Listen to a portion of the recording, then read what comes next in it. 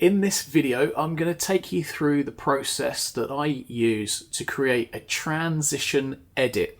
So that's taking one track and changing the BPM or tempo of it. So either starting slow like with R&B and then upping the tempo into kind of a house tempo, or taking a house track and turning it into a drum and bass track halfway through. So at a specific point in the track, the BPM or tempo will change from either something slow into something fast, or something fast into something faster, or fast into slow. Doesn't matter which way around you do it. You might want to make the track go both ways at some point. But I'm going to show you using Ableton Live how I create a DJ transition edit track. Now, if you're an open source DJ, the techniques I'm about to show you are brilliant. Creating a transition edit is the easiest way to get from one tempo into another tempo, or changing genres basically from like R&B into house, or from house into drum and bass. So here I've got Ableton Live open. You can use any software for this, by the way. So any DAW, digital audio workstation, will be able, or you'll be able to change and automate. So there's a key word. You need to automate the tempo change basically. So let me show you what I'm going to be working with here. So this is a track by my son, Reese, and it's called Streetlights. Make sure you let me know in the comments, by the way, what you think of this tune when you hear it. So just before I drag it into Ableton Live, what I'm actually going to do is, I can see the tempo is 1-2-2. We'll kind of analyze the track. He was working on it at 1-2-2 anyway, but I ran it through analysis software so I could get the key and the tempo myself. So what I'm going to do in Ableton Live, I'm going to switch the view. So over in the top right corner here, just going to switch over to track view. I could use the tab key on the keyboard in Ableton Live for this. And the second thing I'm going to do is make sure I set the tempo of the project, the file, to be 1-2-2, so it actually matches the tempo of Reese's original track. So let me jump back into Finder. I will drag this Streetlights tune up onto track 1 at the top there. Let it do its thing, let it load up.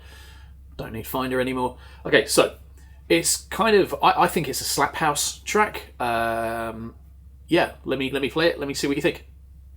Street lights and I'm gonna get right. Street lights and I'm gonna get right. Street lights and I'm gonna get right. Street lights and I'm gonna get right.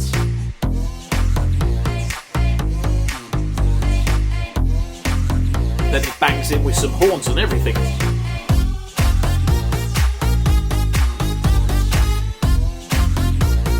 Loving this. However, about halfway through, he kind of breaks down a little bit.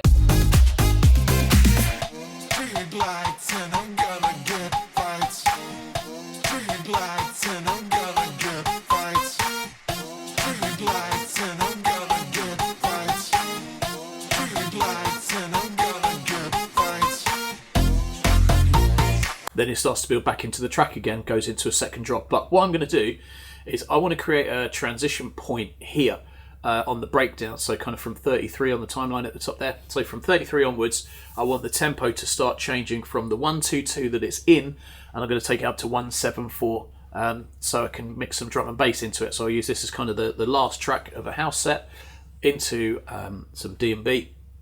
So what I'm going to do is, it's not very long, the breakdown. I mean, it's long enough, but because I need some time for mixing on the kind of, once I get it to 1-7-4, just want some time to mix it. What I'm actually going to do is I'm going to place a cut here at 41 on the timeline.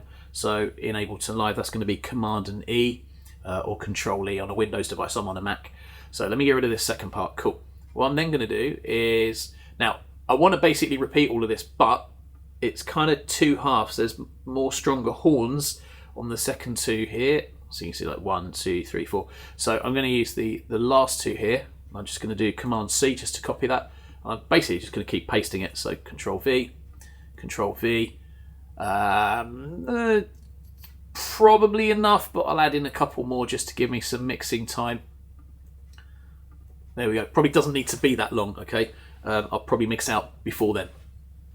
Or I'll do another edit on this where I'll actually place a crash and some risers and impacts, just to kind of create almost an end point on Reese's track so that I can drop into the next tune in D&B. Right, the way you do the tempo change, then here comes the key information that you need. Over here on the right, again, this is Ableton Live, how you would do it. Over here on the right, you kind of have your mixer section. Down the bottom of the panel on the right, you've got a main track or channel, and that is your main or master output. So what I've done there is just clicked on the little circle with the little play icon, really, and it's expanded the track open for me so I can see a few more settings. But what I now need to press is the letter A for automation. I want to see the automation lane. So we call this an automation lane. If you look at the bottom of the screen there, along that main track, you'll see a red dotted line. If I hover over it, it turns to a solid red line, and it allows me to place a marker point along that line, and then I can adjust the volume. I can adjust volume and tempo and anything else I like. So back over here on the right, look, it's currently set to song tempo, which is what I want it on. But I could change, I can automate like speaker on, track panning, so left and right, track volume, etc. But yeah, so it's the tempo I'm actually going to automate here. And sticking to the right hand side here, notice this 60 and 200. You can actually set something called the bounds or boundaries. So this is like the minimum tempo that you want the track to be and the fastest tempo that you would want the track to be. So as a minimum for me, because I've got Reese's track at 122, I want to change the 60 to literally be 122. Let me press enter. Cool. What happens there is that the red line, the automation line, actually drops to the bottom of the track, so it can't go any lower. Like if I put a marker in there, if I put a click on that red line and try and drag it any lower than 122, it won't go. But that's cool because I want to maintain at the lowest the tempo that Reese had created the track at. Then what I'm going to do is set the highest to be 174. As D&B, I want it to go to 174. You might argue 175, 176, 178, whatever. 174 seems to be the kind of the main sweet spot for D&B. So if I set it to 174, press enter, cool. That means that when I put the markers in, I can move the marker right to the top of the main track there at the bottom for the automation line. And when I drag it up, it's not going to go beyond 174. Sometimes it can be really tricky using the mouse or the trackpad to try and get like an exact measurement. So setting that really does help when you're creating your transition edits. Right, let's come back over then. So from 33 on the timeline, I'm going to come down to the red automation channel at the bottom there and click once. So that's added a dot there, look. Now it's all about deciding kind of where I want the tempo to reach that 174 mark. So 1, 2, 3, 4, and then I've got it repeating, haven't I? So I think from 41, I want it to be at 174 by the time it hits 41. So let me put a in line with that marker. So I put another dot there. It still says 122 at the bottom, look. But now if I raise up the dot all the way to the top, I can't put. I'm trying to drag the trackpad on my MacBook even higher, and it won't let me go any higher. So it's hit that 174 ceiling, if you like. You know, the boundary that I said. So it's set that ceiling at 174, and the lowest it can't go any lower than 122, and that is where you can make use of those two tempos settings over on the right hand side. Ace little tip for you. All right, let's play it back. Let's see what it sounds like. So that's 122, the original. By the way, sorry, let me just pause that. As the playhead moves along the automation line, so this ramp that you see here, watch the tempo or track BPM or project BPM up in the top left corner. You can see it's already got like 1, 2, 3, 9, 7. So let me pull this back again. Okay, so let's kind of start here somewhere. So that's 1, 2, 2. And then as the playhead goes up the ramp, watch the tempo change now.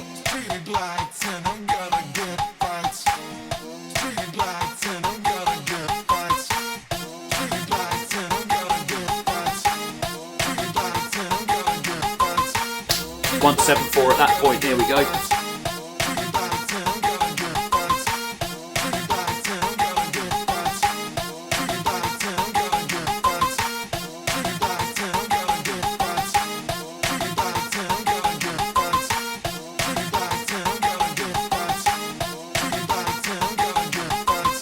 Gonna lose those last two, and then what I'll probably do is put like a crash on the end of there, maybe a riser up into it, so that it just helps the blend.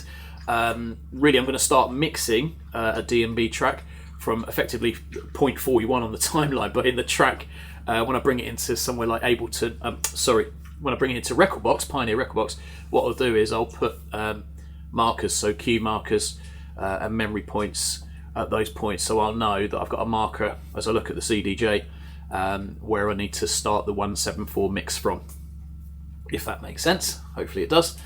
That's pretty much it. I won't put all the lovely little bits in now. I just wanted to show you how to create a transition where you're basically changing the tempo in the track. The other way around you could have done it, of course, is that I could have started it slow. So if I wanted to sort of mix Reese's tune into an R&B track, yeah, is that right? Yeah, so if I've got an R&B set playing, kind of around, I don't know, 80 to 95 beats per minute, something like that, and then I wanted to try and get from that into house, I could have done it the other way around. Tell you what I'll do there, let me show you again. If I go File, New, I won't save what I've done here, that was just for demonstration purposes. So cool, let's do the same again. Switch up the view, set the tempo to 122 because that is the tempo of Reese's tune. Let's come back to Finder, let's drag it back in again. Cool, get rid of this, done. Just make sure it's okay. Yep, so there it is at 122. So what I'm going to do this time is I'll come back down to main over on the right hand side of the screen, open it up, click the letter A again for automation so I can see the automation line. Make sure this is set to song tempo, which it seems to default to, which is great for me. And then it got 60 and 200 again. Now, what I'm going to do this time is set the maximum bound or boundary, basically that ceiling of tempo, to be 122. I don't want it to go beyond Reese's 122.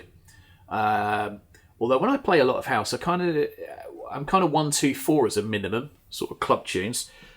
So I could push Reese's tune up to 124 instead of 122. So actually taking it to a tempo that sits with more of what I would play in my usual sets or shows. What I'm going to do with the 60 then, I don't want it to go to 60. 60 is almost like ballad tempo. I don't need it to be that low. Tell you what I'll do for demonstration here. What shall I do? I'll go 90, right? I'll go 90 BPM. So let's change the 60 to 90. Cool. Come over to the automation line then at the very bottom here. I'll click once at the very beginning. But what I'm going to do is actually bring that down right to the bottom. So I've dropped it as low as I can go based on the fact that I set 90 as the lowest. If I'd have not set that to 90 and left it at 60, when I dragged the automation line down, it literally would have gone all the way to 60. Like I said, that's a bit too slow. That's a bit Westlife and ballads, isn't it? I don't know if Westlife ever did 60 beats per minute, but you get the idea, right? So that's at 90. I can't remember now. I think he brings the trumpets in around 5 on the timeline or 9. Let me set it at 5. I want to show you what happens when you do it quite quickly. So I've clicked again on the red line there on the 5 grid mark. I'm going to drag that up all the way. Remember, I've set the top ceiling of 122, so it's never going to go beyond what I set it to with those 2 values over on the left. You don't have to set those, by the way, but it just means you've got to be very precise with your mouse movement when you're setting the tempos to what you would want or need.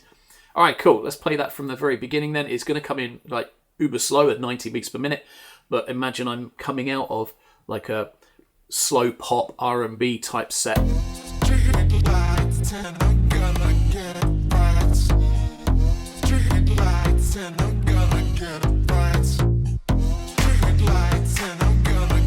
Now, the problem that you get there is what I would call audio artifacts. It's kind of, it doesn't sound nice.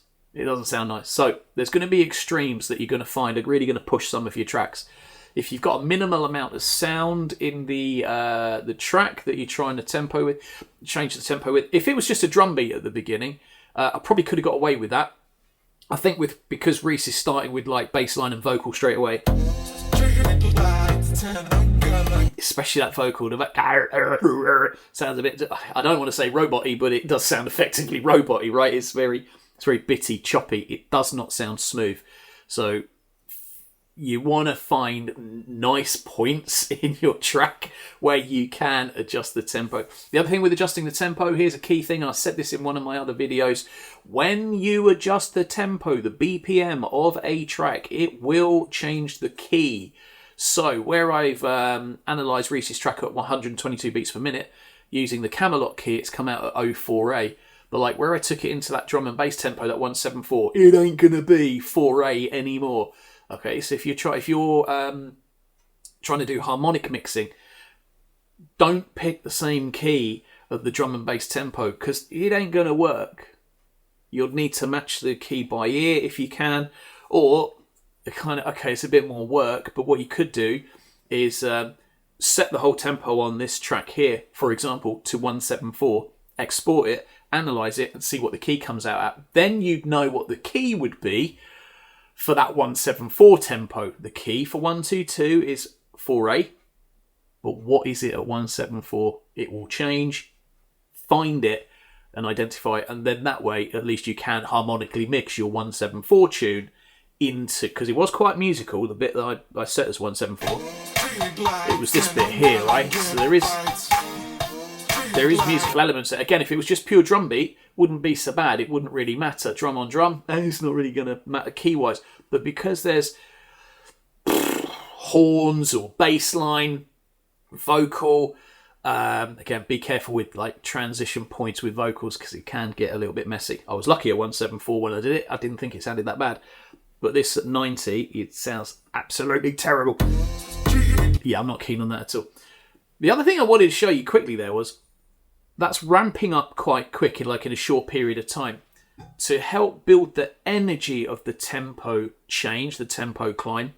The longer you can make it, the better it'll be. So if I, instead of going from 1 to 5 and tell it to hit 122 tempo, if I take it 1 to 9 to hit the tempo, I still think 90 is going to sound very messy, and this might even sound too messy for too long. Right? So again, I'm not saying this is best. I haven't even tried it. Let's listen to it together and see what it sounds like.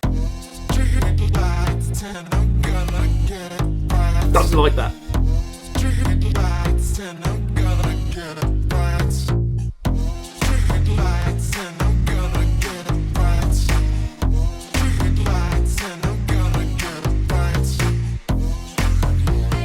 Actually, if I'm honest, it doesn't sound good at all, even at any of those tempos climbing up there, 106, 107, 110, 1.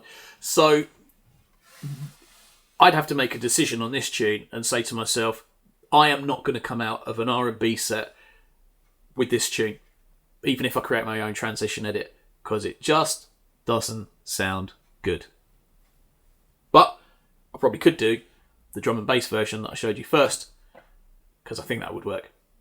Listen, if you got something out of this video, if it kind of helped you, if you like the tips and tricks that I'm giving with some of my DJ edits and kind of the way I do things, I'm not saying this is the only way to do things, but it's the way I do them. You might look at it and think, blimey, why is he taking the long route to do something? He could have just done this and this.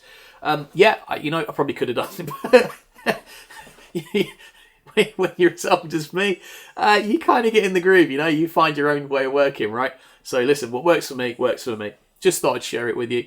If you got any benefit from the video, I'd appreciate you giving it a thumbs up. Let me know in the comments what you think of the track. I think it's got a real nice bounce about it. I really do. I reckon he can drop this straight away,